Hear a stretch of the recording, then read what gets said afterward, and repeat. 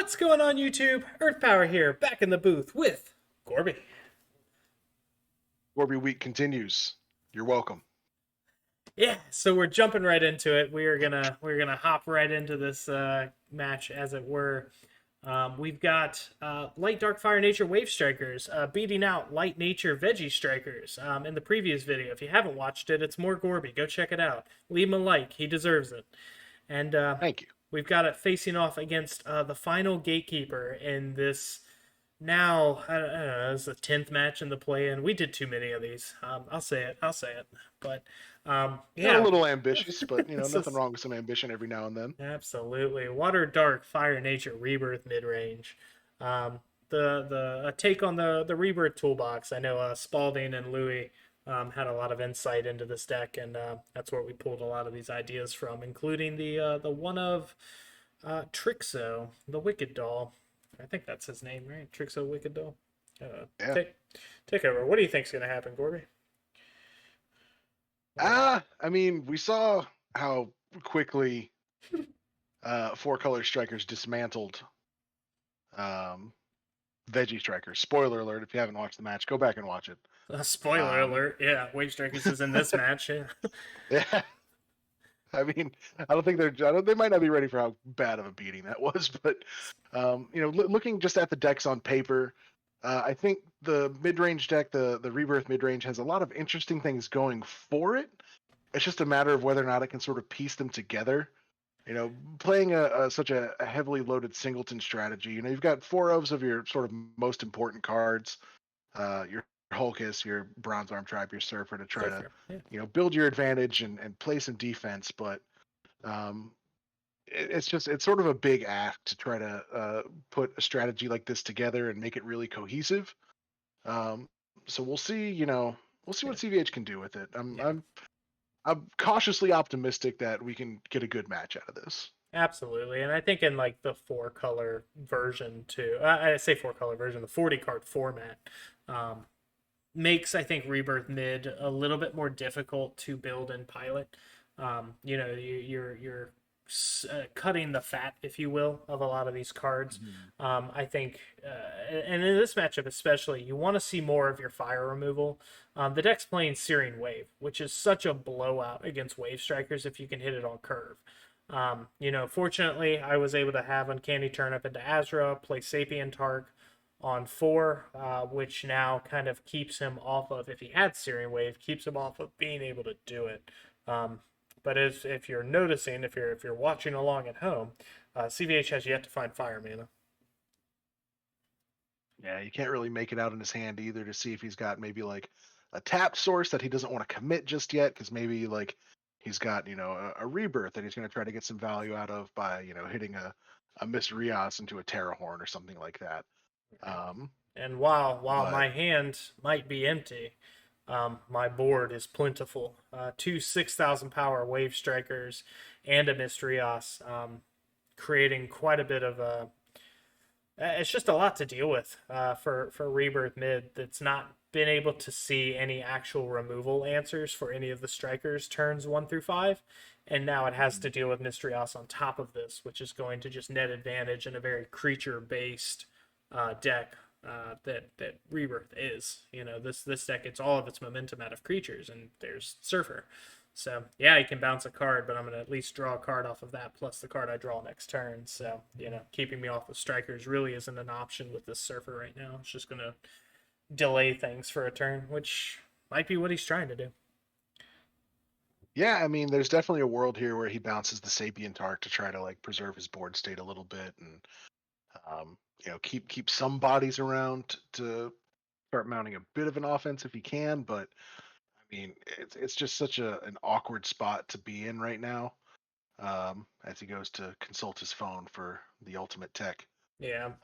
We Yeah, with the lists in mind, like APOC here or APOC next turn isn't awful. Again, he's digging for Fire Mana. It looks like he's been looking for it for the last turn or two, especially if he's holding Searing Wave. Yeah. But Surfer to bounce the Sapien Tark, keep me off of it for a turn. He can APOC the turn after if I don't see another striker to play with the Sapien. But it looks like it's not even in his hand. He's got Fortress Shell, and two other cards that I can't quite make out. Maybe a Soulswap. So, Yeah, it looked like one of them might have been a swap. I mean, he's really just banking on hoping I start swinging, finding his fire mana, and then, finding a way into APOC to start clearing parts of this board and maybe take some favorables if I do decide to swing. Um, but I think me being a smart boy, I think I wait a few turns. Yeah, the flip side of that coin, right, is that there's really no incentive for you to swing right now. Yeah, You can sit, especially with Mistrios on board. You're going to be drawing basically nothing but gas at this point, just creature, creature, creature, flesh out that board, eventually hit a kill steam, and then what? yeah, Right? He doesn't have a holy awe. He doesn't have any sort of real yeah. His defensive threatening triggers, triggers to try to get you off this well, especially, massive board state. well, yeah. I mean, looking at his mana too, 3 surfers have been played now, and one Oh soul yeah. swap's down. So his defensive triggers are lacking to say the least. He's got another surfer, another spiral gate if I start swinging. But I do want to talk about. I played Miss Rios in mana last turn. Played the Sapient Arc to draw, which I drew a Jagila, and I already had Rebirth in hand. So fortunately for him, he had Lost Soul, which keeps me off of just getting more advantage. And speaking of the fourth surfer, there it is. Hmm. So, but yeah, things are not looking good for our hero in CVH. If CVH is your hero right now, Yeah. yeah, Rebirth continuing to what looks like get the raw end of the deal, at least here in game one. Um, a lot of high powered things. This deck really relies on taking favorables here and there, and just kind of one for oneing or one for twoing the opponent with cards like Rebirth until it can just net a positive board state and just continue to take advantage from there. But my board has just gotten way too far ahead of that at the moment. Yeah. I mean, and then there's got to be like I hope if and when season 4 happens, we can revisit the rebirth archetype a little bit and try to refine it a little bit more. I'm wondering if maybe it's not trying to do too much. Kind of looking at the list, um, maybe there's still some more fat to trim here to make a Yeah, more cohesive 40 card version. Because like I said, it's one of those things where like on paper the strategy seems really solid and it's got a lot of working parts to answer a lot of different matchups, but like we're seeing here, if you don't see it in a timely fashion, things just kind of get really hard. yeah. Um, Fortress and Trixo, I think, are definitely two cards that are kind of silly. Photo side is very matchup dependent, and that's what a lot of this deck's doing, right? Because it can just kind of toolbox them with Rebirth. He has a pretty good play there with Soul Swap. Unfortunately, the Mystery lets me draw like 3 cards over the span of him taking that turn. Um, yeah, but he is able to clear out 2 Wave Strikers. So depending on what I mount on board this turn, if he's got that wide removal and can find fire mana again, if he's got it, that's really. I think, like I said, I'm gonna keep mentioning it. I don't even know if he has fire removal right now. I don't know what he's got in his hand. But like that's the out, right? It has to be a timely Searing Wave. Like Searing Wave on this board would be. Oh my god, I got the hiccups. Would be great. it'd be absolutely backbreaking. That card swings the game so far and back into his favor. Like it becomes much, I would say just winnable at that point. I mean, Yeah. photo side, interesting into this board state. Well, it's the only card that he can play. Yeah, it's just Yeah, kind of wrong 5 drop. Still needs fire mana. No fire mana down yet. yeah. I mean, we did a quick count prior to the match, and he has 11 fire sources in a 40 card deck. That's greater than 25%. You would think he sees something Yeah, by this point. Um, there's and a really unfortunate run of luck, and here comes Kilstein now to sort of put the final nail in the coffin, as it were. yeah. Um, And I'm just gonna get to going. yeah, Yeah, there's no reason to hold back at this point. He doesn't play awe. His triggers are super limited. Loco, sure. yeah. What are you gonna do, buddy? Well, Loco is the whole net zero, right? Discard a card out of Yeah, my hand, but Mystery draws a card. So yeah, Wave Striker's taken a very very defined game one. Absolutely. Yeah, so looking very strong, and Rebirth continuing to look the way it's been looking, and maybe it's just the water version of this deck. I think, we look at this deck on paper versus decks like Foul and Foremost Control versus Fortress Burn versus uh, some of the other kind of toolboxy decks, even the 5 Civ Control that we threw into the bracket that somehow made it out of its play in. Um, you know, for whatever reason, this Rebirth deck just continues to feel weak, and maybe it's just again the downside of playing a bracket tournament, right? That single elimination, where we've played Rebirth once, and it just kind of got KO'd by Hydro Hurricane last season. It just could have maybe just seen bad hands, and hopefully that gets remedied here in the next game or two if we can make it to game three. So CVH, yeah, with some heavy stuff in mana there. Yeah, I mean that's the kind of thing you want to be seeing in mana early anyway, though, right? Like get some of that big clunky stuff out of your hand. Especially Everything's soul swappable. exactly.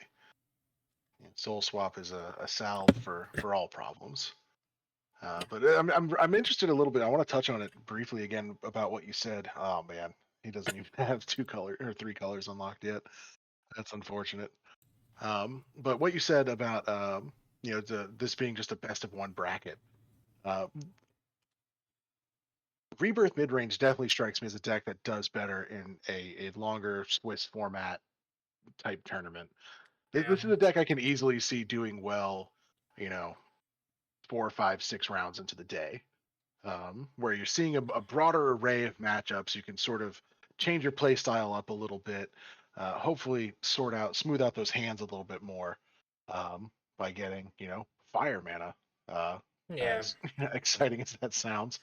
Well, like that same idea too, versus just catching the deck that just decides to go full aggro and curve out on you. Like Rebirth struggles against these tempo-y decks, and it has Yeah. outs for sure, but it's you're looking at the short end of the 40-60 rule, in Duel Masters, which I think most matchups fall into. But I think this one very much so. I think Rebirth is just kind of at that 40-60 disadvantage versus Wave Strikers. And, Mhm. unfortunately, like you said, in a longer tournament, you find more of those 60% matchups over the course of a tournament. And yeah, you might lose the game here, but Rebirth can do well throughout a tournament. But unfortunately, in this format, while single eliminations, I think, are the most exciting way to watch a match. And I know we've said this before, or to watch a tournament, because every match is high stakes. It is the worst way to decide a champion, which is where the joke comes from at the start of all this, where we're just trying to find the best deck. And it's just this one just happened to win all 4 or 5 games in the top 16, and is what it is. Yeah. So. To get back to this match, though, CVH once again off of Fire Mana didn't have a play until turn 5, which was Corile. Wave Strikers also had a little bit of a slow start, but Wave Strikers now, for the first time in the first 6 turns, are online, and Sapien Tark is on board, as well as Mistrios. So mirrors of game one. CVH has a couple of 6,000 power dudes to deal with. He searched Baza with that Terra Horn last turn, and we'll see if he was doing that for fire mana, just so he had something to swap later. Or yeah, and it was Searing Wave. There it Okay. is. So he had it this time. Unfortunately, it's just a turn too late. Yeah, I mean, if you look at just the board right now, it seems like CVH really isn't in that bad of a state. But then you realize that, Carl, you're sitting there with a full grip of cards, going up to 6 mana. You can easily flesh your board out again. Yeah, it comes down, just rips apart CVH's hand. Jagila Yeah, is just merciless that way. yeah. And I Um, didn't forget to attack there. CVH just drew out of frustration as soon as I played the Jagila. So Soul swap the Corile for the Hawkeye Lunatron. yeah, Maybe just trying to get the biggest thing that he can. yeah. Some Get a little bit of interesting. value out of it. Yeah, interesting discourse here. Unfortunately, Baza is never gonna win this board state. He can grab Baza, and sure, he can snipe the Sapien Tark, but I have 4 cards in my hand. I'm drawing to 5. Like there's almost no chance I don't play 2 more creatures next turn. And the one way you beat Baza is on a clear board without fire mana. Um, just keep dropping more cards than Baza can kill every turn. And that's usually a surefire way to spell victory. So Hawkeye will let him grab any one card from his deck. Just it's a Crystal Memory on wheels, 6,000 power, and if I don't have Merlee, I can't necessarily swing over it. So I think you and I had some conversations about this play when we saw it earlier in the pregame, and yeah, it's unfortunate that that's his only play, but it is just the correct play on that turn. Yeah. I mean, you definitely can't do Baza and risk putting yourself off red mana for God knows how much longer. Um, if you need to be able to, hit an APOC or something to try to clear up the board a little bit more. Um, it's just, it's a bad spot for CVH no matter how you slice it at this point. Yeah. He's far behind on board. He's far behind on hand. His shields aren't going to be doing him any favors because his defensive triggers are Ooh, slim. I like this play here that I'm about to make. Not to toot my own horn, but Uncanny Turnip hits mana, grabs back Merlee. So then I'm able to swap the turnip, hit the Jagila, snipe the card out of his hand, and then play Hazaria. And I forget how Hazaria works. Hazaria doesn't kill himself. It just says destroy your opponent chooses and destroys one of his creatures. So I don't even have to play the Merlee there, and I can just start sending my creatures in to start swinging. Put them on essentially a clock and say, hey, you got to beat me this turn, and 2 6,000 power creatures, 2 Jagilas, and a Hazaria. It's going to be a lot to deal with 8 mana and 1 shield. Yeah, absolutely. Especially knowing what he has, in shields. He can run out all his 3-drops here and yeah, we found him. Yeah, right on time, fellas. Way to show up. Yeah, but and then yeah, this is looking like curtains for Rebirth mid-range here. I mean, and just for the ultimate BM, we're gonna play Goliath to destroy the Bronze Arm Tribe, Sapient Tark to kill another, and then just start swinging. Yeah, but that is the game. Another swift 2-0 by 4 Civ Wave Strikers. Winning games for the first season ever. Convincingly too. I mean, those were some stomps. The first match against Veggie Strikers was, I mean, about as brutal as it gets. And then here, it was a little bit unfortunate. I think there could have been more back and forth if CVH maybe had smoother hands and wasn't starved for, red mana. But, just really convincing wins showing that, that strategy of going wide and then just going tall out of nowhere. Yeah. Will just get you there. Yeah, you tune it to the tune of more of a mid-range deck versus the aggro deck that we'd seen in seasons 1 and 2. And yeah, turns out when it's not up against Aura Pegasus or I don't know, a rush deck, whatever it played in the play-in season 2, it's turns out it can actually do some cool things. So yeah, guys. With that, we have our final, and excuse me for not having any graphics ready, but you'll just get to hear me talk about it. Your top 16 has been decided. Light, Dark, Fire, Nature, Wave Strikers moves on to the round of 16. Our 5 play-in winners being 5 Civ Control. Let's go back. Let's consult the list. Gorby, stall. All of the bracket. Hey guys, have you checked out Channel Earth Power on YouTube? Make sure to like, subscribe, and tell your friends. It's a good time if you like card games and friendship.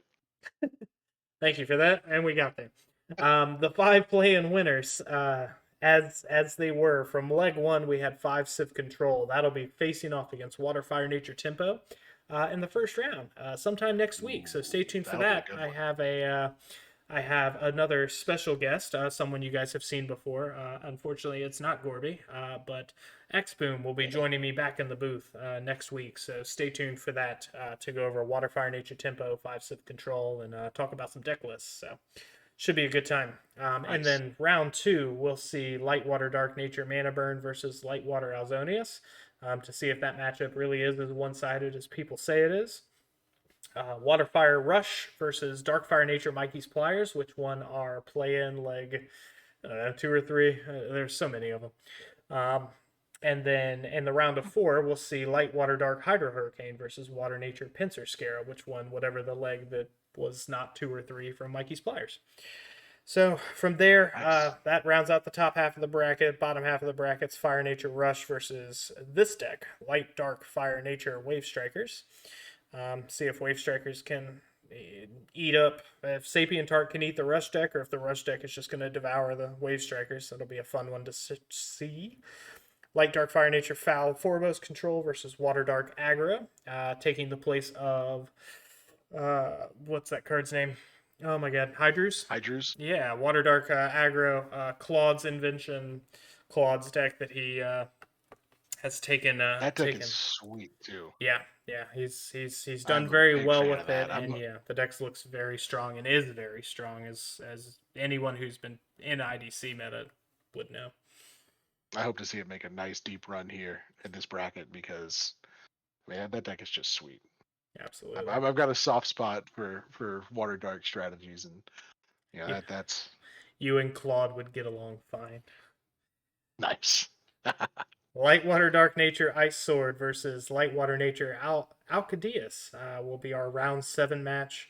And then those two will face off, or one of the two of those will face off against the winner of the round 8 match, which is Light Fire Nature Turbo Burn, our second place finisher from season 2, versus Rub Midrange, the only Gatekeeper that actually made it through the plan. So with that, yeah, a lot of words to say, little guys. Go check out the community page. I'll have it all posted there. Graphics are for losers, editing's for other channels.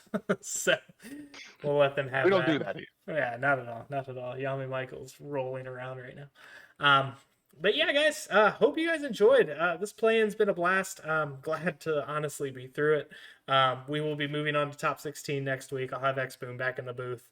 And Gorby will hopefully be joining us for a few more of these as we make it through season 3 and into the future onto season 4. So until they can sneak in and play some Water Dark games for Claude. There you go, guys. Until next time, it's been awesome. Gorby, thank you for joining me this week, and guys, until next time, Peach.